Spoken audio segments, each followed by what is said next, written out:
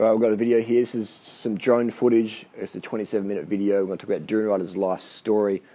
Got nothing really scripted. It's going to just off the top of my head. You're going to fly some drone out here in Davao City, Philippines. This is a place called Samal Island. Very nice place. Very nice place to be. If you're in Davao City, go check out Samal. Got a lot of videos about that. Right now, though, I'm in Waterloo, Sydney, Australia, and I'm just looking out over a construction site, staying in Airbnb. It's a pretty cool studio setup. I'll just do a little bit of life story. Durianrider, born August 23rd, 1977, born in Western Australia. My mother Beatrice and my dad John. My parents split when I was about 1 year of age, so I was raised by my mum. Spent 99% of my time with my mum. Probably 99.9% of the time with mum. Times with my dad, we'd go out riding and hang out with my two older brothers, Julian and Jason. They're the only siblings I have. And we'd go out for rides every now and then. So that really planted a positive seed of the bicycle. And my mum also planted a seed of me of the love of nature. She would show me spiders and flowers and take me out to little bird trips out on the weekend after school or whatever, just go or feed the birds, feed the seagulls some chips down the beach or just things like that. So very early age, I was instilled with that love for nature and love for the cycling. And I'm very lucky for that. So often people, they might say, oh, you never had a dad around, or your mum was whatever, or just people have all these sort of stories. But I think what we've got to take from our childhood is the positives. No one has it perfect. I definitely had a really good upbringing, I would say. Some people would say it would be terrible, but I'd say it's pretty awesome. It's maybe the person who I am today. And I think if you did have the perfect parents, if you did have the perfect childhood, if everything went perfectly, you probably wouldn't be that good today. All the hardships make us a better person.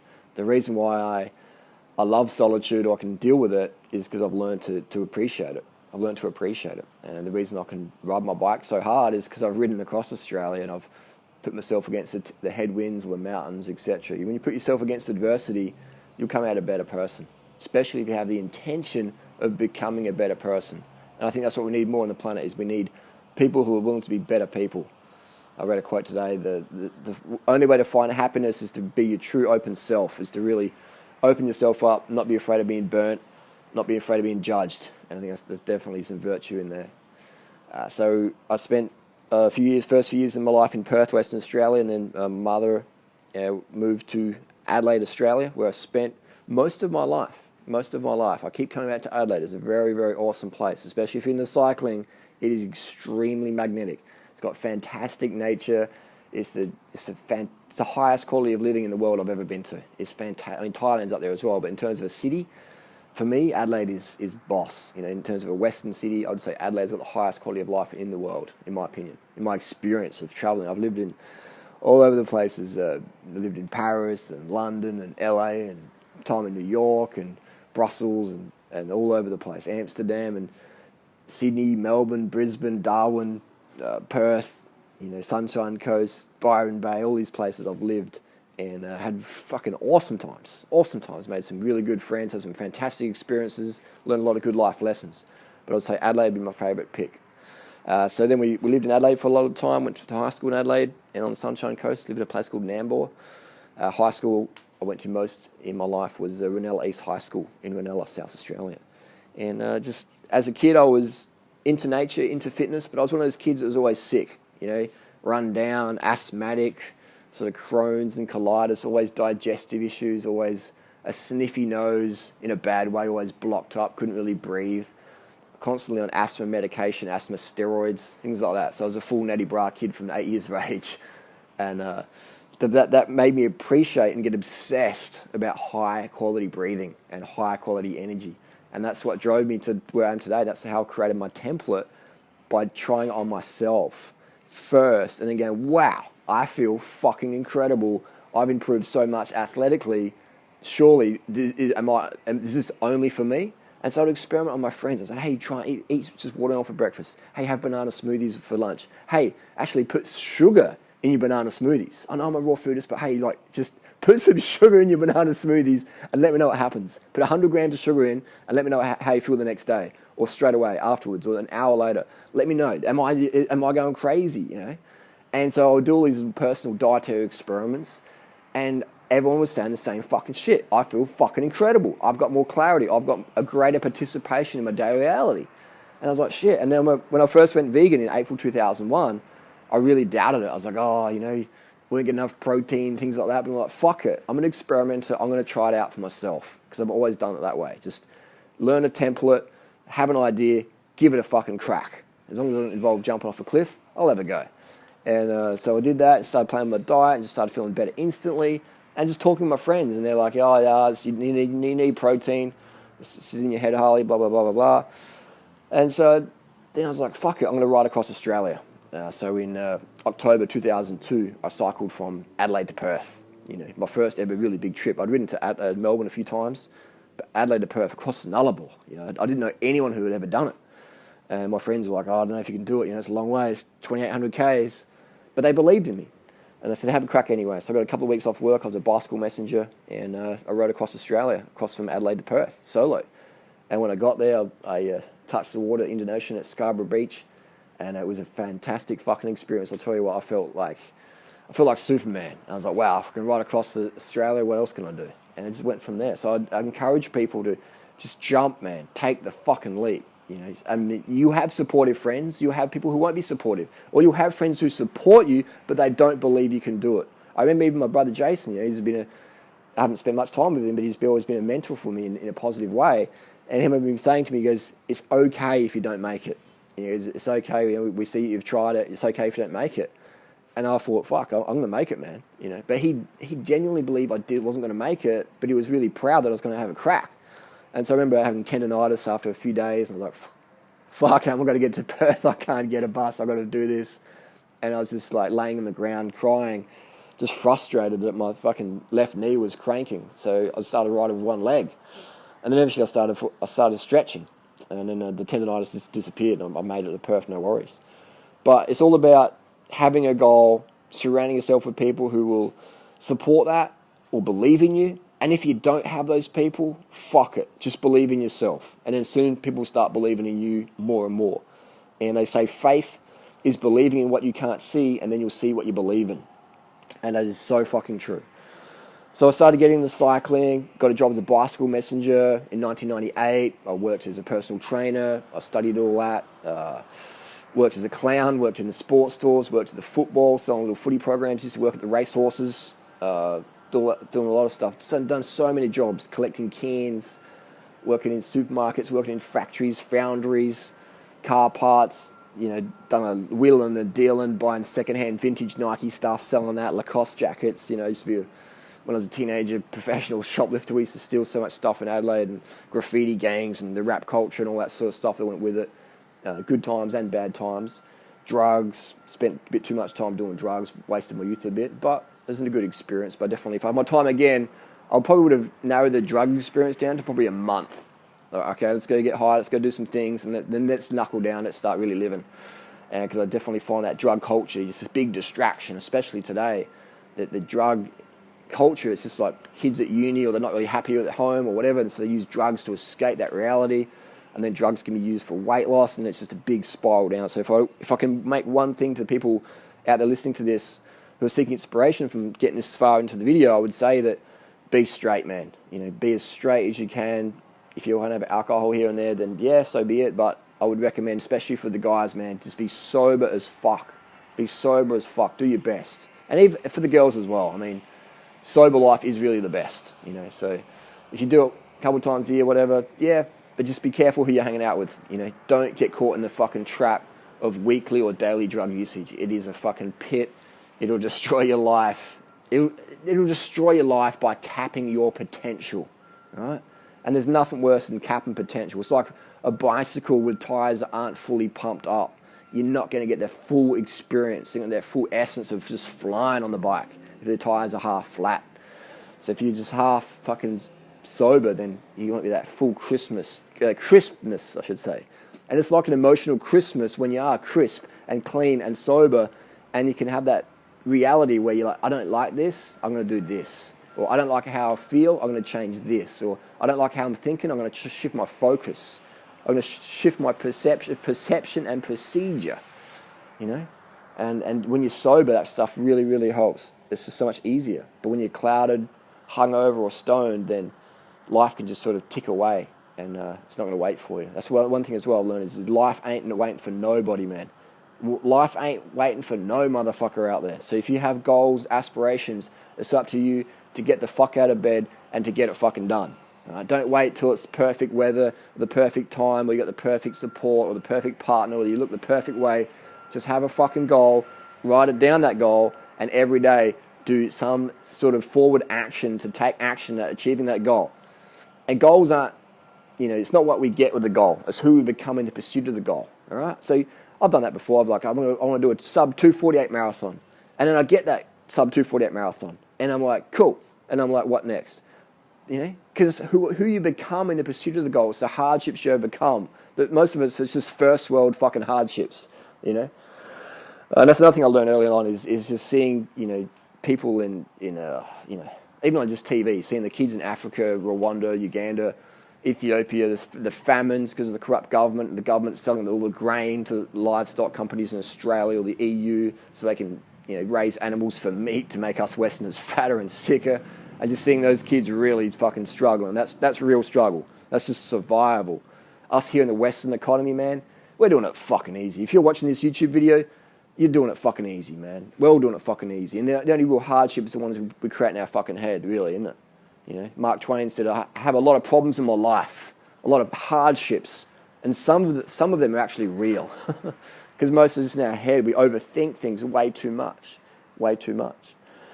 So lived in Adelaide most of my life and travelled a lot. I haven't had a winter since 2003, travelling the world with my bicycle, just getting my bike, riding across the continent, ride across the country, ride to the airport, chuck it on, box it up, fly to the next destination, go. I had some fantastic people in my life. I think even the good and the bad, everyone's a teacher in your life. Everybody's a teacher in your life. So when we have that sort of mindset where what can we learn from this situation might not be the ideal situation, what can we learn from it, then that's when you really start to grow, You order a pizza, it comes back with fucking chicken on it, and you ordered a vegan pizza. Instead of flipping your noodle and throwing the pizza at them, you just pick off the chicken, feed it to a dog, or order another pizza or whatever. Or just take it back so I can get a vegan pizza without losing your noodle. Being an ambassador for veganism, being an ambassador for what you believe in. Things like that. And at the end of the day, first world problems. Got into the vegan lifestyle in April 2001, had my health issues. So I do all these little dietary experiments. And it's feeling better and better and better. And then got into raw food, went a bit too far on with that, trying to be too pure. And that's another thing as well, don't be too pure.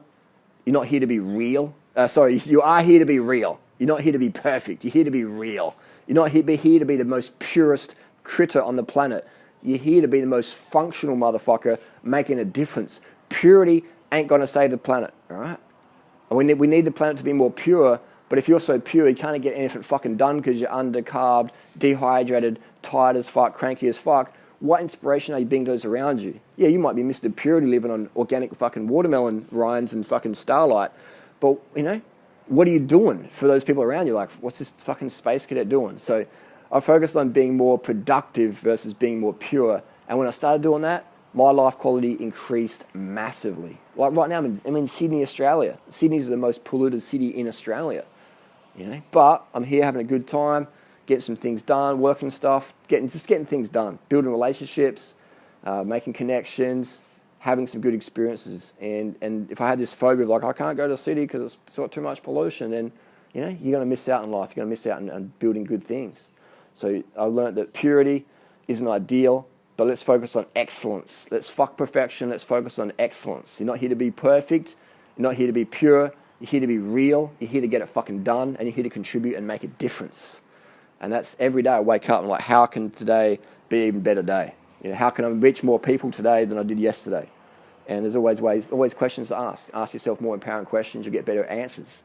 And that will shift your focus, because what we focus on is how we feel. If you're focusing on all the bad shit that happened, and why did someone did that to me? They're fucked. Then you'll feel fucked, man. And I've learned that with social media. Look at last year. I had this army of fucking haters, bullies, trolls, fucking whatever you want to call them. And I started to focus on it a bit too much. And it was entertaining my reality too much. And I was like, wow, this ain't what life's about.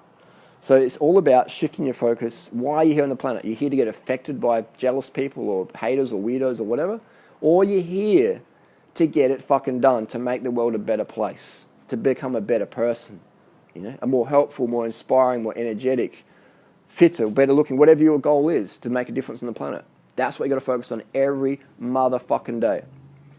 So fuck your parents, fuck the haters, fuck your boyfriend, fuck your girlfriend, fuck anyone who says whatever that's against your personal religion, your personal ethic.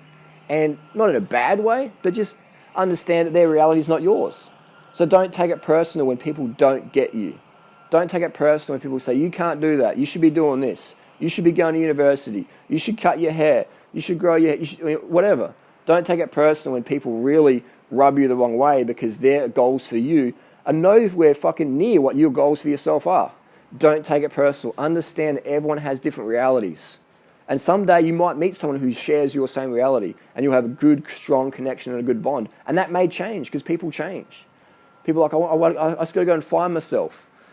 Just be yourself, man. Every moment. We're always changing, always growing. You don't need to go and find yourself. Just be yourself. Every day, wake up and do what you want to do. And that's how you find yourself. And that's the definition of spirituality for me, is being your true self. Who you want to be, who you're meant to be, what feels good for you. Spend time in the forest, spend time in a dark room, just by yourself. Pen and paper, write down what's important to you when it comes into your head, what your goals are, where your direction wants to be. What drives you, what's fun, what you don't like, what you do like, what you love, what you have to do in life before you die. Because you could be dead tomorrow, man. There's plenty of people around yesterday that aren't going to be here today. None of us are guaranteed tomorrow. None of us are guaranteed the next 10 minutes. There's no guarantees of your lifespan. So enjoy the moment. Don't get caught up too much in fucking the downer shit, And that's not about being spiritual woo-woo bullshit hippie fucking thinker. It's just about understanding that life's fucking short, it's fucking fleeting and it's precious, and it can go any fucking time. So what legacy are we leaving here behind? How are people going to remember us? It's not what you give people, it's how you make them feel around you. You can give people money or whatever, first world benefits, but it's how you make someone feel around them. It's your behavior that people really remember. So what are we doing for the people around us? And we can always be better. I'm definitely not perfect. I'm definitely not perfect. I'm flawed as fuck, but I like to embrace my flaws and improve on them. Things like that. Like even with my health, getting back to the asthma and the Crohn's and stuff like that. That's what drove me to become so fanatical with the dietary and lifestyle advice, because I used to feel so bad and I had struggling breathing. I mean, breathing is just such a basic thing that everyone needs to be able to do, and I would have this asthma just like constrict my chest. I'd try and go for a run on the block and I'd be like just gasping like a goldfish out of water. And I I became obsessed. I want to fucking breathe, And then I started looking at dietary stuff, dairy, and met this crazy guy called Mark Hock, who's this naturopath nutter, but a cool guy, very passionate, very out there sort of guy. And he was just like the first sort of person I met in my life who was really like full on hypo fucking anti-system. He was just extreme. And this guy was so polarizing, you either thought he was a total fucking crackpot or you thought he was just a fucking legend. And I thought he was a legend. This was back in 2000. And he was the one who really triggered me to give up the meat and dairy. He wasn't even a vegan himself. He's like, I believe in it, I don't do it myself, but with you, Harley, your health issues, you should at least try it and see how you go. And within a few days, I started feeling lighter. I'm on the bike. I'd be riding the same hills every day. I'm like, wow, I can breathe better. My VO2 max is going up. And then after a few months, I'm like, I'm not getting sick anymore. My knee inflammation's going down. I'm like, there's something in this vegan lifestyle. And then it just went from there. And then I was working as a bicycle courier, working in the sports store, selling shoes, and just working in that industry, the fitness, health, weight loss, coaching people since 1996, really, and professionally since 1999. And so just been obsessed with that, looking after spiders and animals and just helping people become better versions of themselves. And, and then having relationships, like long-term, short-term, friendships, long-term, short-term, work jobs, long-term, short-term, just learning every single time, how can this be even better and better? How can we make this better? And so brings me to where I am today on social media. Started YouTube in 2008 and just started doing it because I was getting so many emails about health and stuff. I'm like, well, it's probably better use for my time and I can reach more people, answer more questions if I just make a YouTube video about it and then send people a link. And then people were like, yeah, I love your videos, make more. And I was just like, oh, yeah. I had no idea of the power of YouTube back then. I just had no idea the power of YouTube. And I wish someone would have grabbed me by the throat and said, Harley, man, just fucking smash it out. YouTube is where it's at. I would have loved to have had Durianrider 2017 coach me back in 2008 or 2006. Wouldn't that be cool? If we could go back in time. Wouldn't that be cool? So that's why I rant and rave like I do now. So people are like, Harley, you're very polarizing, you're very passionate. Why is that? Because I want to be the person in your life. Maybe you meet me in person, maybe you never do, maybe you just hear me fucking rant and rave on these things. I want to be the person in your life that I don't give a fuck what you think about me. I don't care if you hate me. I don't care if you love me. If you love me, that's bonus. But, I don't really care. I'm not here to be your friend. So I'm not afraid to offend you. I'm here to tell you what you need to hear. Not what you want to hear, not what's maybe comforting or loving or what's going to make me more money off you. I want to tell you what you fucking need to hear. I want to be that person in your life that is not afraid to fucking say exactly what you need to hear in that moment. And that's why I do have a lot of polarizing. I do have a lot of haters or whatever, because I'm not afraid to say, boom, this is what you need to fucking hear. This is how it fucking is. Do it. And some people love that. They're like, oh my God, Durianrider, you fucking saved my life. I overcame cancer. I overcame type 2 diabetes. I'm making $100,000 a year on YouTube. I made $1 million from social media. I totally transformed my life. Wow, thank you so much. And then you have the other people just like, I'm going to take this guy down. I'm going to find Durianrider and punch him in the face when he's going up a hill. So you have that polarizing effect, and that's it.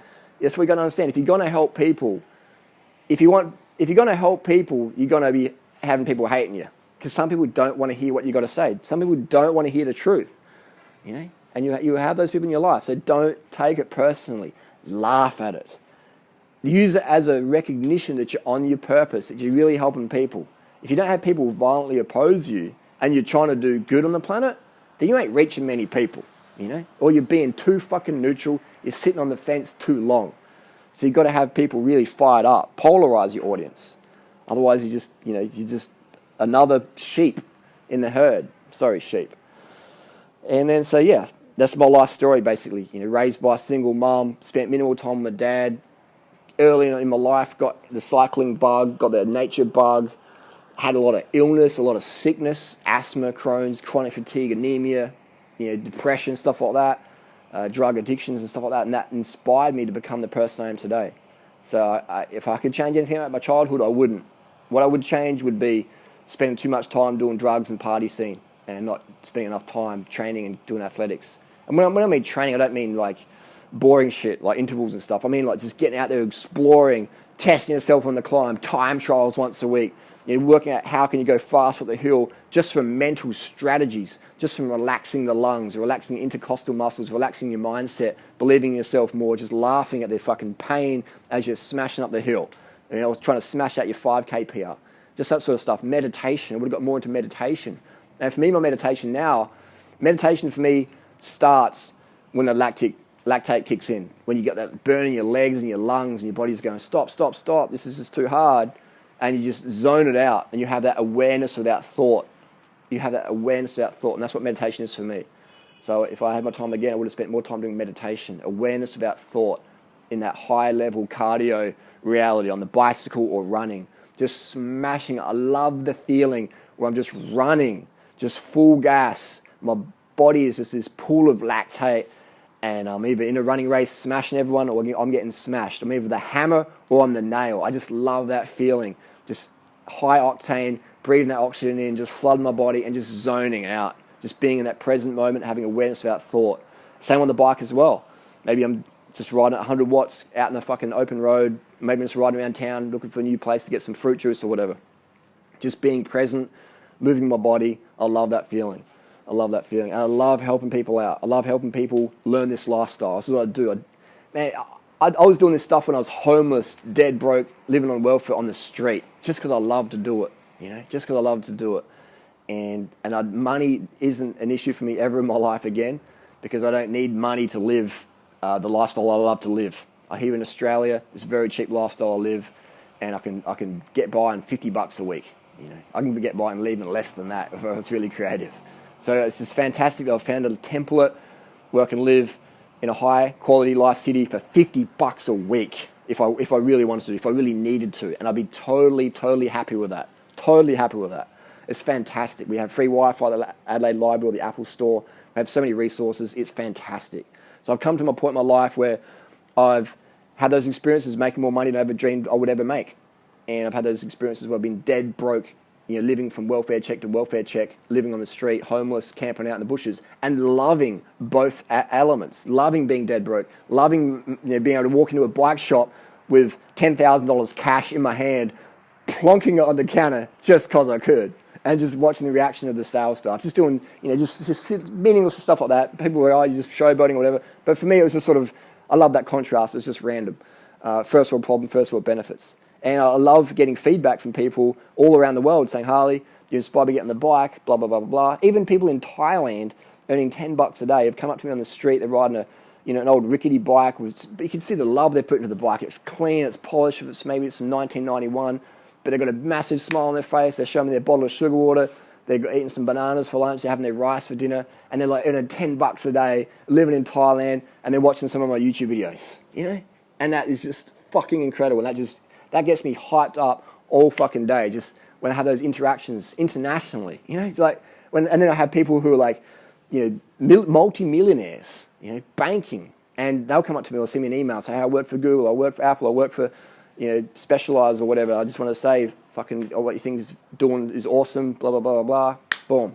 Thanks for that, And just having all people from all walks of life just hit me up with these random emails or on the street randomly and telling me their story of how me sharing my story helped improve their story of life. And that just gets me G'd up. And that's what drives me every day. So that's my little life story, a bit of a rant and rave. Thanks for listening to it.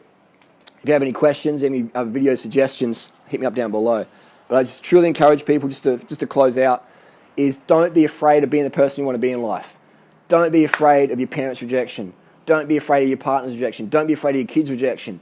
If in your heart you feel you need to do something, you got to get out there and just fucking do it. It doesn't matter if you become dead broke. It doesn't matter if you live on the street homeless, because I've done those things, man. And I've been so fucking happy. All right? So you just got to fucking take the leap. There's that saying, ships in the harbor are safe. But that's not what ships were built for. Bikes in the bike shop are safe. They won't get scratched or dented or crashed or whatever, or stolen or cracked or thrashed. But that's not what bikes were built for. You're not built to live this life where you're just constantly chasing approval of people in order to live.